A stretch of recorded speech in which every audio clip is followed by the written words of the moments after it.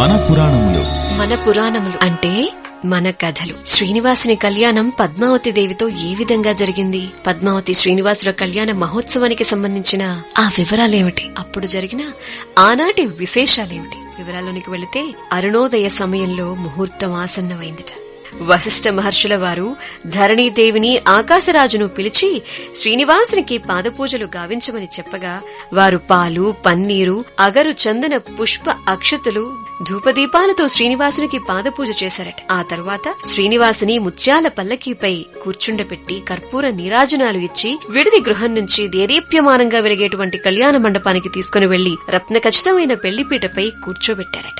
అంతటి వశిష్ఠుడు, బృహస్పతి, బ్రహ్మ వేదమంత్రాలను పఠిస్తూ ఉండగా ధరణీదేవి పద్మావతిదేవిని పెళ్లిపీటపై కూర్చుండబెట్టి ఆకాశరాజు పద్మావతిదేవి చేతిని పట్టుకుని ధరణీదేవి బంగారు పాత్రతో జలం పోయిచూ ఉండగా శ్రీనివాసునకు కన్యాదానం చేశారట.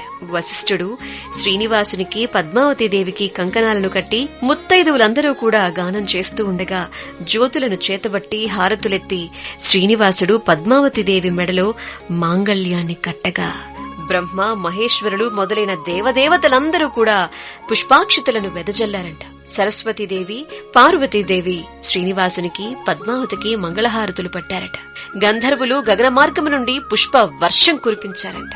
పద్మావతిదేవి శ్రీనివాసుల కళ్యాణం వైభవోపేతంగా, అంగరంగ వైభవంగా, కన్నుల పండువగా జరిగిందట.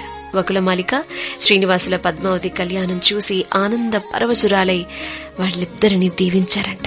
కళ్యాణం అయిపోయిన తర్వాత ఆకాశరాజు తన అల్లుడైనటువంటి శ్రీనివాసునికి కట్నంగా వజ్ర వైఢూర్య మణిమాణిక్యాలతో పొదగబడిన బంగారు కిరీటము, 2,14,00,000 బంగారు నిష్కమలు, మనులు పొదిగినటువంటి కంఠహారాలు, మాణిక్య పతకాలు, మకర కుండలాలు, సింహతలాట కంకణాలు, రవ్వల ముద్రికలు, బంగారు మొలత్రాడు, అపరంజి పాదరక్షలు, భోజనం చేయుటకు బంగారు పాత్రలు, రత్న కంబళ్లు, 1000 ఏనుగులు, 10,000 అశ్వములు, దాస దాసీ జనములు మొదలైన అనేక బహుమానాలను సమర్పించారట.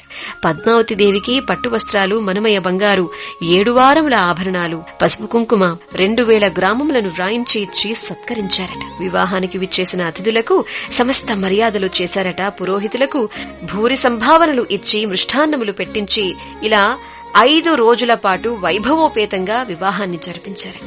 వివాహం జరిపించాక ధరణీదేవి, ఆకాశరాజు శ్రీనివాసునికి ఏం చెప్పుంటారంటారు? తరువాత ఏం జరిగిందంటారు? ఆ వివరాల్ని మరోమారు మీ ముందుకొచ్చి మీకు సవివరంగా చెప్తాను. ఇవాల్టికి మన పురాణములలో మన కథ, శ్రీనివాసుని కథ. Radio city podcast.